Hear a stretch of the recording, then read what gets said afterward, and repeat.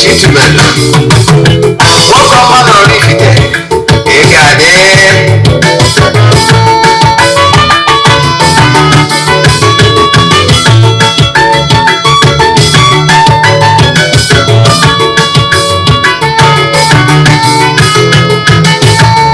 ọdịnala bụ eziokwu ọdịnala bụ ụzọ ndụ ịma na o nwere olu na-eti mkpu na-asị ụmụ Igbo chigharịa ụmụ Igbo chigharịa kwa mbọsị ọ na-eti n'ụtụtụ n'abalị ọ nọ na nkụzi Eze-Ana Ugochitubelu onye ọma na oraifite onye mgbasa ozi ọma ọdịnala gaba n'ihu Eze-Ana Ugochitubelu onye ọma na-eje eme ọnụ ọdịnala bụ ụzọ ndụ gaba n'ihu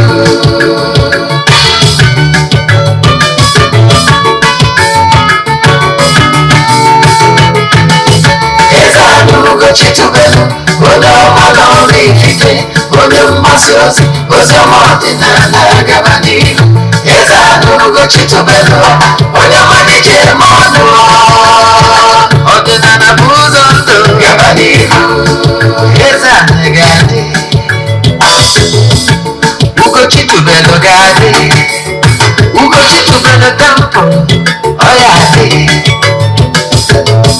maka na eziokwu ọnwa chacha ndị okenye ga-adị fọta mba gị ndị okenye anyị fọta mba gị fọta si gara aga ghọrọ ụmụ Igbo si anyị rapụ nke anyị na nke feka mma bụrụ Baịbụl bịa akwụkwọ akụkọ ebe mata ọchịfa okwu na ụka agaba ụtụtụ ọma na ụmụ ọdịnala Igbo anyị abịagonu n'oge awa nke eziokwu nke ọ bụ m nwa bụ Ogbuefi Eze-Ana Ugochitubelu na oraifite na-anọ n'isi ya.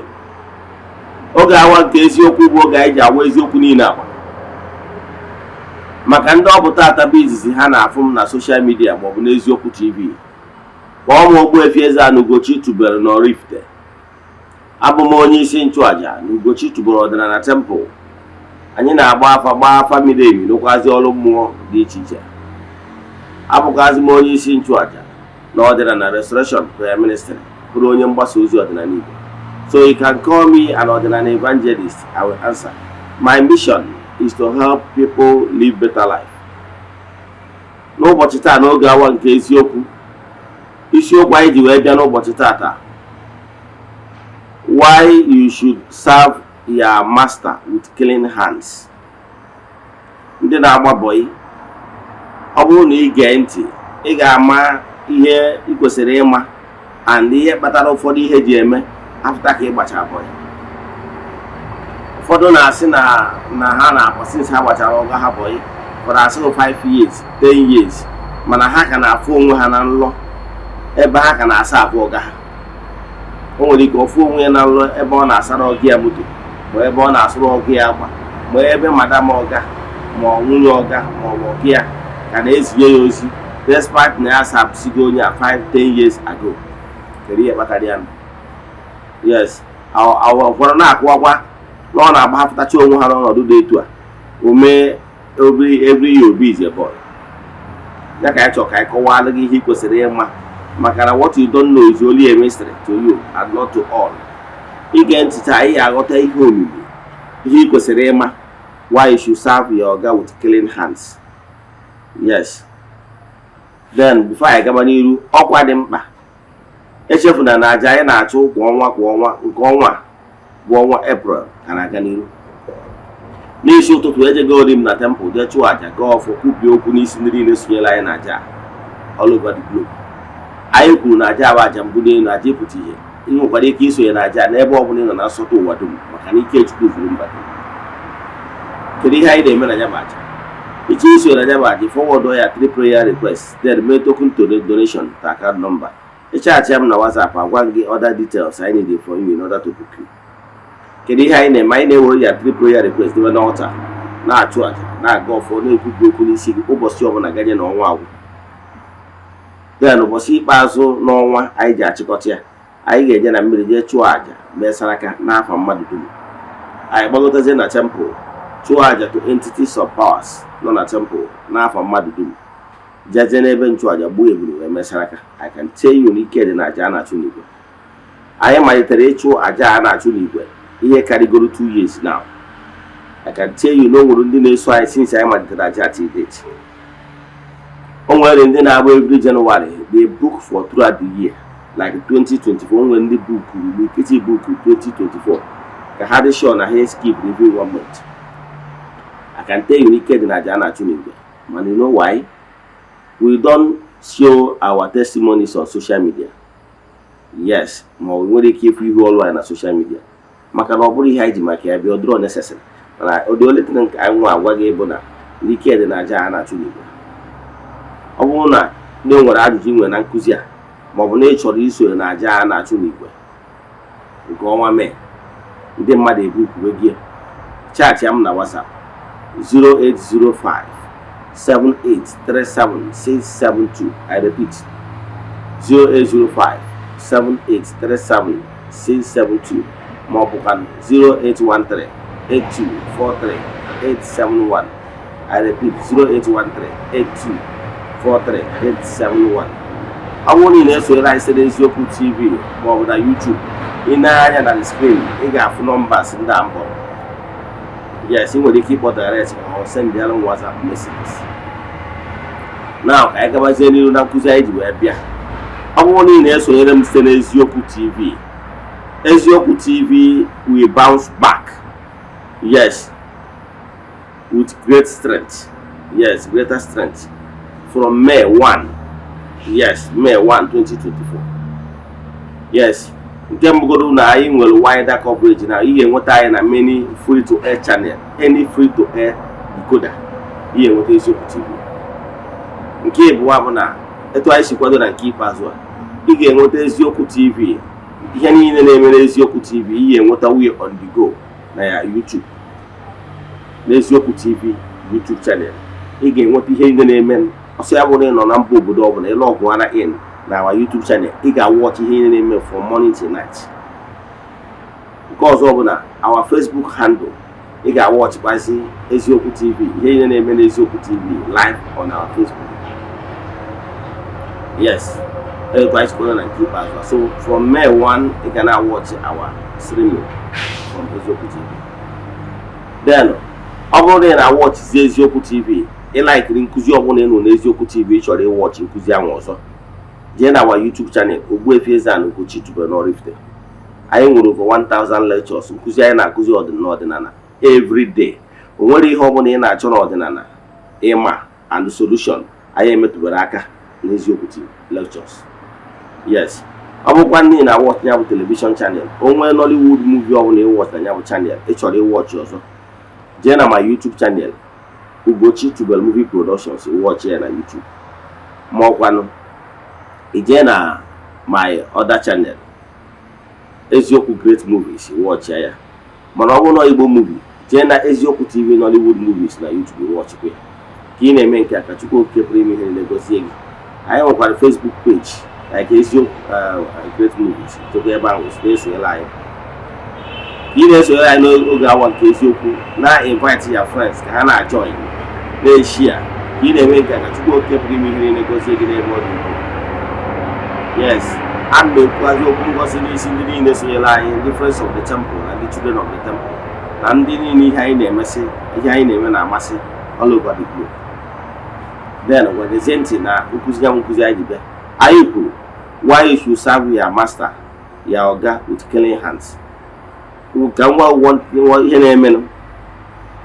na-emenụ ndị na-agba bọyị ndị Igbo, anyị mara ndị Igbo na-agbakarị bọyị. Mana o nwere ọtụtụ ajụjụ ndị mmadụ na-ajụ na-agbagharị ihe na-eme. Ihe kpatara nkụzi a bụ na o nwere onye na-ajụ ma ọ imirikite ndị mmadụ, yes, na-ajụ m kedu solution na ha gbasịrị bọyị, mana since ha gbasịrị bọyị 5-10 years ago na o nwere ihe na-aga aga na every year obi is a boy, na ha asabụkwara nnukwu mmadụ kwesịrị na ha kwesịrị ịdị nnukwu. or say man nothing. To make the matter worse, now here and that for them law many a times so yeah and that to me na law every year can serve the man. Every year can serve the man. And they have told me every serve the man. In the world of physical, they are not a more for me. Wherever you hear Juanya, you home when you're to the man. Yes, Gentim against him, come and go while in here, man. Only had a point of contact. Yes. Then, of course, Abanambo, he indebted to anybody. Abanambo, don't be indebted to anybody. You know why? He didn't indebted to anybody. Onyawa will he use you when I manipulate it spiritually. You know why? Iji Kankawaro one thing they don't know about spiritual, how things work with the spiritual realm. You know that yen chok and na wonne kusi and me quote Bible bona. Yen je quote your Bible na 80% of my audience are go Bible. Yes, directly or indirectly. When you try to call na nyaba akọ Bible, the mountain of Sinai. Ebe akọ akọ number say to Moses is we make the way. E we say na Moses wo. Na njelu nke Chukwu bia. Na iso ibrozu ukwu bagozu Moses. Na another mmokwa from the dark region biakwala. Ile kwa claim Basalo ozu Moses. My head to can kwara ga eba. That akụkọ kwuse. Na nya mo nke biara from the negative side. Na Moses actually belonged to him. Yes, because na Moses was in anger. Echefuna. Na Moses go. Yes. Whom much is given, much is expected. But na Moses more gara wota ozi Basalo iwiri. O wese na mbonya Moses barata.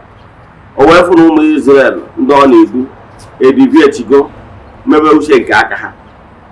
E wese Moses wee iwe kuku. Wee tiwa nya bụ tablet ebe ahụ aka abụrụ dị iwu maka na oge anwa na enwere even big na akwụkwọ adọrọ a na-carve those things are carved. Despite how long ago were you carve those things o wee tiwa ya na nwute ya bụ capital sin agụrụ Moses mee. So nyanwa bụ ihe that negative spirit ji a blackmail ya no nwere n'iwe. Yes, for that reason no drop pure. Why the defendant spirit was arguing that Moses was a good man. If you never capitalize it, we're not dragging it. 2 hours called there. Then you already have married that you want a faint idea of your name and more. Gents can go over them when no. Every time I buy in a job or during my holidays, and rather day now 1 Navy motor spare parts in bar. Yes, early 9, I think about 89 or 90s. Yes, during that time. Now let me tell you about that time. Again, one of my uncle has motor pass, spare parts that time. But only one man I noticed. That man was a rich man. The man was an rich man. And when I'm up with the market, when they there. My bath, and I'm bath, you know, I'm not then that man was a rich man then. I thought, okay, we're a rich man up till now. How can I do? So this man, here, Omo boy here now, the most clean Omo boy. Man, they just holiday now. Get holiday about that time. Yeah, that day you just shop from bar, short nika. Short nika.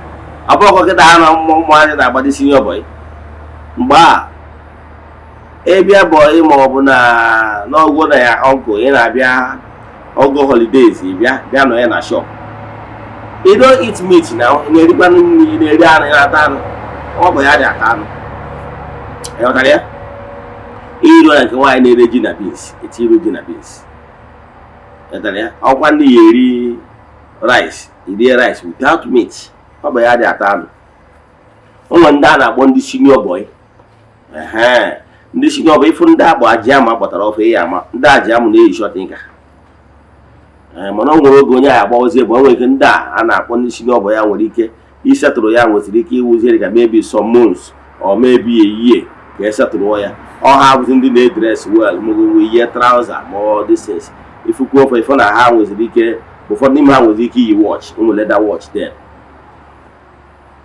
mgbe a na-agwa phone adọrọ so mana this man na-agwa gị ụmụ boy ya from mgbe a kpọtara ha na-eyi trouser ha na-ediscipline ihe pam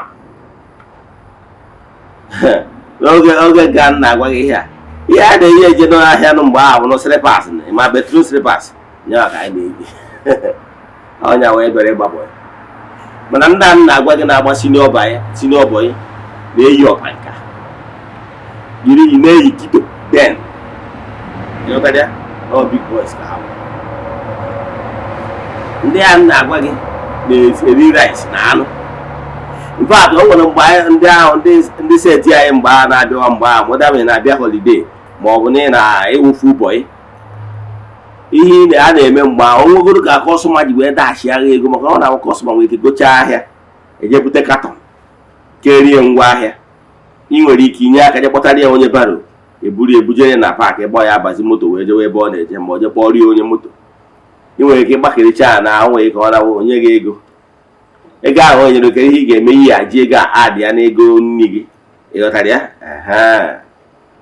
so ihe ị ga-emezi mgbe ahụ maka na nwa bọyị afọ bidi nwa bọyị ndị level a na-agwa ndị opekata mpe bụ ya ịta anụ ego enyekwara gị ozuru ịta anụ mgbe ahụ bịa n'owe ọ gaghị ga na-enye gị ego ya ezu iri juo ihe adịkwa okwu iri juo afọ nọta ịta anụ so onwezi ka kọstọma si wee nye gị ụdị ego a ihe ị ga-emezi bụ were egoro anụ mana iche igozi anụ na eburu onye agụ anụ gị gwagoro for a very long time iwe anụ ahụ etinye n'ike efere kudozie ya n'ime elu maka na ịdị ọ gaghị ịfụ na ị na-ata anụ iwe splenta ya ọ gaghị aka oke na efere ndị wujuru eju na na-afụrụ ka ị na-ata anụ ịghọtara ya ịtaba anụ ime na ọrụzi agụụ na agụụ na ọrụtọ ịta ka esi enwe mgbe ahụ ịghọtara ya so ị ga-agbazi ebe ị gbagidosiri bọyị ewee mere increase n'ego nri anọ nwere ọ gaghị agwa gị gaa agba na ọsọ afịa nke a na-akpọ ọsọ afịa apiriko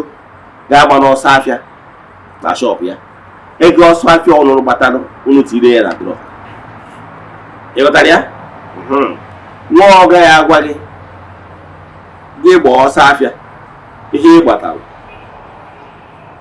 gị were rie nri na enwere problem nwa ọ gaghị agwa oge ọbụla ga-enye gị kọndishọn etu o si chọọ so ọ bụrụ na ọ gaghị sị gị na ego ọsọ afịa ọbụla ị gbatara ụgbọ egie please na ihe ọ gaghị gwara gị gbakọrọ ọsọ afịa na shop ya na ịgba agba daiz na o nwere ihe akọstọma jụrụ ọ bụrụ na enwere ya na shop ije nweta ya na shop nebo gị na-egie etu a ka ị ga-esi mere ya maka na onwere na-ege ị na-ege ntị a na-akpọ ya terms and condition ọ gaghị kpọtara gị bịa maka na mgbe ị bịara ịgba agbabọ gị ihe kwuru bụ ka esi abụọ ọ gaghị o nwere ihe a na-akpọ ime agreement yes o nwere ọga ya akpọta ọbịa kpọrọ n'oge Easter ekwuzie na-abata Krismas ka eme agreement ahụ n'ahịa anọ so nke ahụ ijegoro gị nọ usoro ada akaụntụ nke ahụ so abatazi na Disemba eme agreement esi nne na nna ya akpọ esi na na-elaikiri ebe ije na-eya anọ ọgwa ndị na-ahaji ndị ntacha ya ha sị na ha ejezi mana ọ bụrụ na ị chọrọ ịnọ ebezie mgbe ahụ ekwuzie na-eya anọ mgbe a na-anọkarị arụ 5 maọbụ arụ 6 ha na-anọkarị den maka na mgbe ahụ a na-agbagota wee na-eje bọyị ọzọ kịta ahịa afụta ụmụ iriri na iriri mgbe ahụ ihe agbagota na eji obere So ọ bụrụ na na-ebiara oge anwa ịghọrọ na bọyị ekwuo arụ ole gị na ya nọ, ihe a na-ekwu nwoke kpọrọ nwa ka ije zụọ ya kụziere ya afịa, ọ gbachara ụbọyị kụzichara ya afịa, onye nwere setụlụọ ya kpere ya ebere gozie ka o bido afịa. Ihe a bụ nkwekọrịta a na-enwe. Nkwekọrịta lụta na agreement is agreement. Ọkịma na mma chịkọwalụ ebe ihe na-esi ebido. Agreement bụ agreement bụ asịrị ya ka ị bịa gbagharị abụọ ka ị nọrọ n'aka ya na-esi ebu ego. Ọ bụrụ ihe kwuru. Ihe kwuru abụrụ na ị ga-anọ na be ọga gị na-ese ndị ego eji alụ ụlọ na village. Ọ bụrụ ihe kwuru. Ana m achọ ịgwa gị ebe mmiri si bado ugbo. Ihe kwuru, go and serve your master, learn the trade. After the oga will settle all gị, iwe ebido nke. Ihe a bụ ihe kwuru. Ana m achọ ịgwa gị ebe a na-esi wee na-amanipulate gị. Now, ebe ọ bụ nọọ ihe a ka e kwuru, ụfọdụ ọ gaghị agwa gị onye a na-achọ na-akụwara maka nkwụ na nkwụ Nnewi ma agba afịa. Yes, for some reasons. Ụmụ bụ ihe na-adị very clean, mana ọ kpọrọ ụmụ bụ ya si ya na ya bụ ọgaranya na ị na-agbari abụọ ịgbata ọsọ afịa, were rie nri, were goro akwa dị ọgọ n'anya, mana gịnị ese bukwara ego gị ejikwana ego ya si ka ije na-etinye ego na banki, ga-ewekwana ego esi ka ị na-enye mmadụ ya jidere gị, ga-ejikwana ego esi ka ije kwụọ blọkụ na be nna gị, ga-eji ego eme ihe ndị a. Mana ọ bụrụ na ọka irie ego, were ego goro ndị iyi eri dị ọgọ, yiri ezigbo akwa, ịgbata apịrịko gị were mee. Ihe a bụ terms and condition ya. Onye a na-agba gị yes ma agba afịa, nwa bụ onye na-agbari abụọ na ọ na-aka dị man, ọ na-ese ndị Dubai ma ọ bụ China na-eje na-ebutere ihe ngwa ahịa. Yes, ụmụ bụ onye na-etere obodo oyibo. Mana dịka nsikwu ọ ya awa ọnụ gị, don't save my money. Ọ bụrụ ghara ihe iyi eri n'ọnụ, maka ya ma kwenyere ihe iyi eri n'ọnụ ya akwata uzie. Na ọ bụrụ ihe iyi eri n'ọnụ no problem. Ọ bụrụ na akwụ ihe eyi ka ịdị ọgụ n'ahụ, kpatara njisi gị na ụmụ bụ ihe na-abụ the most cleanest enwere na ngwọ. Ịfụ ha ihe, ọ bụrụ na ị mara ọmụbọ ihe, ịfụ sini ọbọ ihe ya, ihe eche na ọga a na-akpọ ha sini ọbọ ihe. Mana ana m achọ ịgwa gị na ọsịs ga-ese bụ ego ka ego ka ụmụ ya ụmụ be ya ji adị ọgụ. Mana ọ nwere ọgụ ị ga-abịapụta, ọ sị gị ma ị ga-apịrịko gị don save ego. Ọ bụrụ na ị gbata apịrịko gị bịa gwa ya ihe o nwere ike iji ego ahụ, o nwere ike were ego a jiri aka ya gotara gị ihe, ma ọ sị were egota ihe, ma ọ bụ ịgbata ego apịrịko, o nwere ike sị gị na ego apịrịko a ka ị ga-eji na-eri nri. Ọ mara ha ụlọ ngọ ya last ọgwụ ife ụdị ọkwa gị ego ọzọ. Mana nke dị na ya bụ na ihe ọbụla gị na ọga kwuru nọọ etu a ka o si chọọ terms and condition ya, etu a ka ị ga-esi mee, maka na ikpewu mmadụ ka ịtụwu. So mana ọ bụrụzie na oge a m na-agwa gị gbacharị abụọ iwe jesi ewu ego sọrị bụ afa gị, ego ọnọ nsọ ya bụ na ego o nyere gị iji adị ya na ego ahụ isi ebutere ya agbari. Nwere ihe ịghọta? Yes, ọ ya agbari. Mana ọ bụrụ na ịsa abụọ ya ghara izu ego ole ọbụla o nyere gị ya bụ ihe eji ekwu. O nwere chọrọ ịghọta ihe. Nke mbụgoro ụwa, o nwere ihe ndị mmadụ na-adị eme na-aga Chukwu n'iru. Ihe ụwa bụ n'ebe a ka ọ dị. Akwụwago m ya times without number. Ma onye ya abụ ọgaranya, ma onye nwere nnukwu akara, ihe niile dị ebe a. Yes, by grace of God, I have the ability read with the palm. Yes, mana na-edegwara na ị ga-adị nnukwu ihe anyị na-akpọ mmadụ ga-adị oturu oti na afa language does not mean na ị ga-efe odu aka. Yes, maka na onye gba nkịtị chi ya gba nkịtị. Ị ghọtara ya? Yes, na-edere na ị ga-adị oturu oti na ị ga-adị nnukwu n'ụwa. Yes, na ị ga-abụ a shining light in your family does not mean na ị ga-efe odu aka gị. Maka na ndị Igbo na-atụ ilu si onye ngana kpuchi akwa agụghị ekpughe ya. Now ọbara ọ bụrụ na ị na-agba mbọ because of na-edego gị na ị ga-abụ a shining light, ị ga-adị favor despite na ekwuru ndị mmadụ nwere ike na-afụta na style you na-achọ ka ha mgbanyụọ ya, mana ha enwere ike imegbu ya. Ha sikoro ka ha chụgba gị ọchụchụ, ha chịrị n'ụwa ọma. Ichetara akụkọ Joseph na ụmụnne ya, ụmụ Israel gị lụtara ya, na nna fa mụrụ fa ụmụ okorobịa mụcha afa nyabụ Joseph wụ obere nwa. Nyabụ Joseph anwa bụ onye dị nnukwu, onye ga-adị nnukwu oturu ojii. O wee ruo otu o wee na-alọ nlọ wee lụọ nlọ ya nwa agbabụrụ na ọ ga-adị nnukwu, mana mmụọ gbugherie ihe ọ ga-abụ in future. O wee lụọ nlọ wee si na ya furu onwe ya ebe ya na ụmụnne ya nọ, onye ọbụla kụrụ ọka nke ya wee fụzie onwe ya ebe ọka ndị ọzọ ọkụ ọbụla onye ọbụla kụrụ ọka nke ya fụzie onwe ya ebe ụmụnne ya niile bịara na-akpụ isi ala na izi ọka ha niile na-aba before ọka ya wee pụta wee kọrọ ụmụnne ya na-efuru ebe ụlọ niile na-akpụ isi ala wee na-enye ọka ya. Ihe a bụ nnọkọ ụlọ, mana ụmụnne ya aghọtago the meaning na ihe ọ pụtara na onye ga-abụ the shining light of the family. Ekwuru na anyị bụ ebe ụmụnne ya traịrị ka ha dị sure na ha benyere ya, ka ha wee dị sure na ha hụrụ isi ala wee nye ya, mana ọ bịa na mmezu ọbịara na mmezu, maka na ha achịcha sị ka ha gbuo ya egbuo. Ihe mmụọ na-eme, mmụọ banye n'ime ofu onye, ha nwee misunderstanding si mba na ha ya egbu ya egbu. Ịghọtara ya? Kama ha ya egbu ya egbu ka ha lee ya. Ekweta ka mmụọ si eme ihe. Imi nna mọngụ ndị agha na-atụ alụ ọjọọ imegide gị, ha enweghị ihe ndị Igbo na-atụ. Ndị Igbo si na onye gbara awọ ụkwụ nyere lift. So mgbe awa ndị ilo gị na plan ihe ọjọọ ha ga-eme gị, mgbe ahụ ka a na-agba achụgido ọchụ achịghị ụwa ọma. Ịghọtara ya? Ihe a bụ destiny ka na-etule, mana onye ahụ nwere ike na-eche na ya na-achị gị ọchụchụ.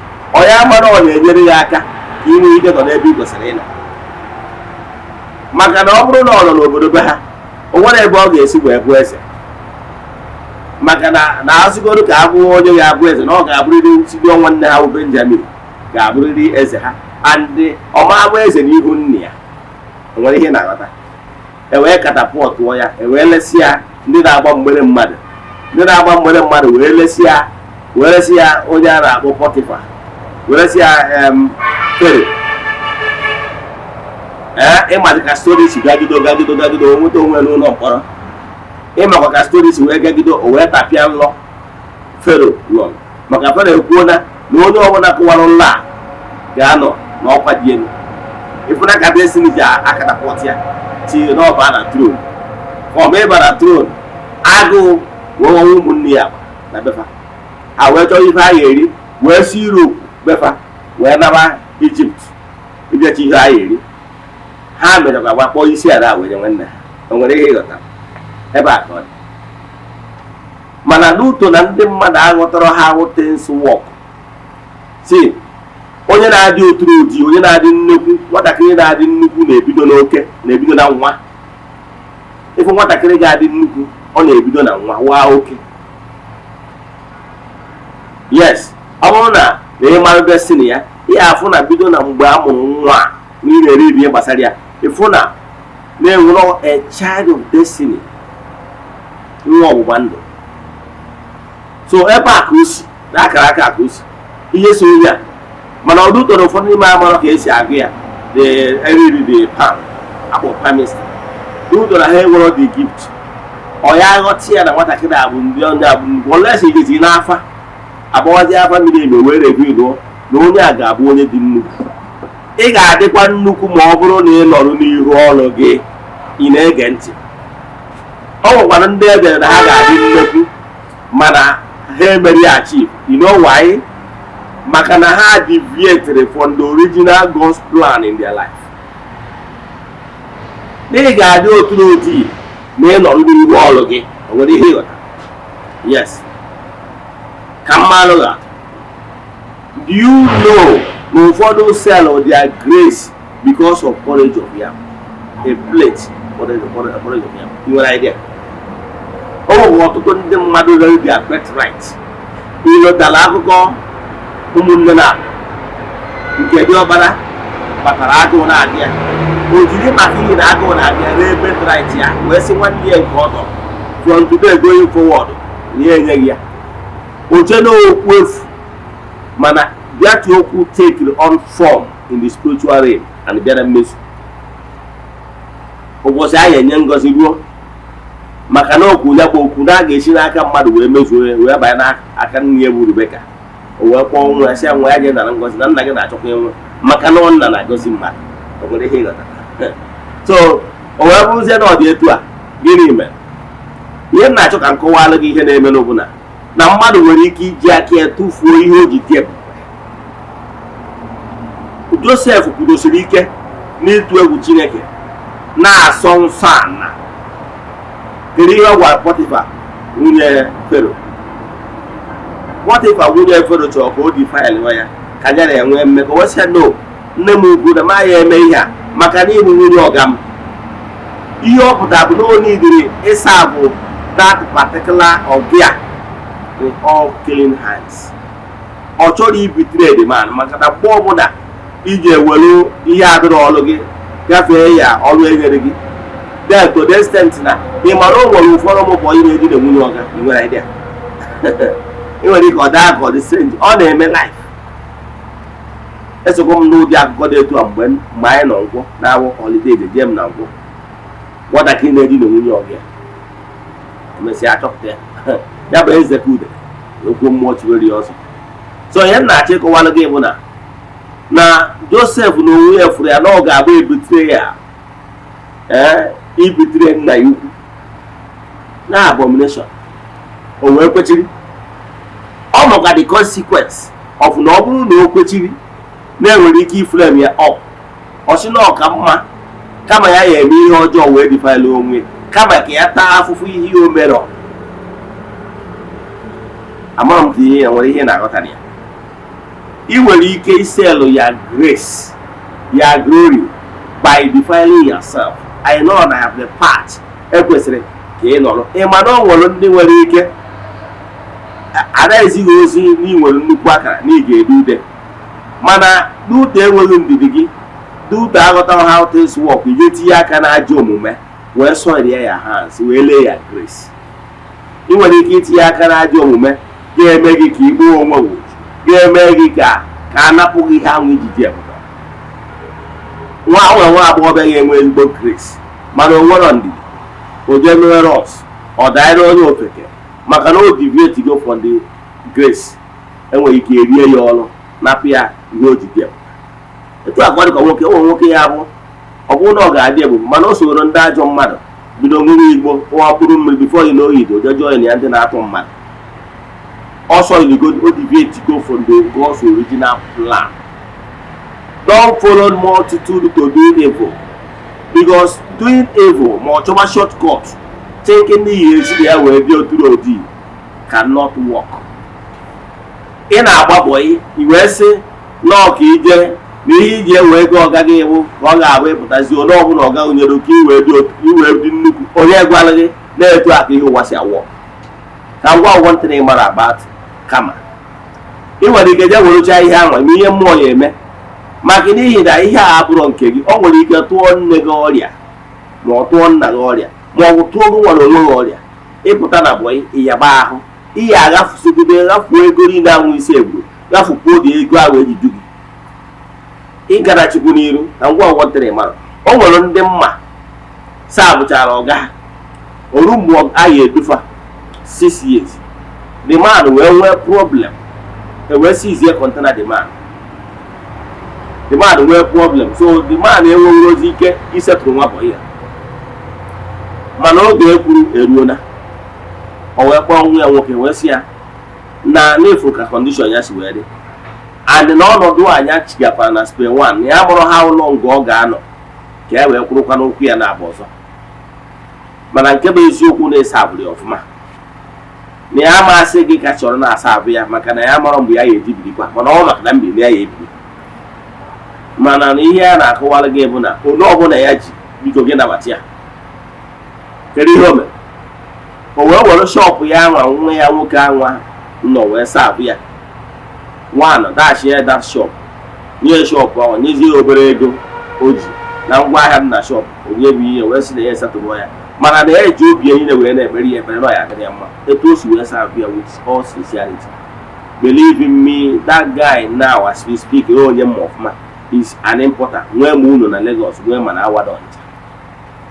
Ihe dị mkpa wụ the blessings of your master, very important.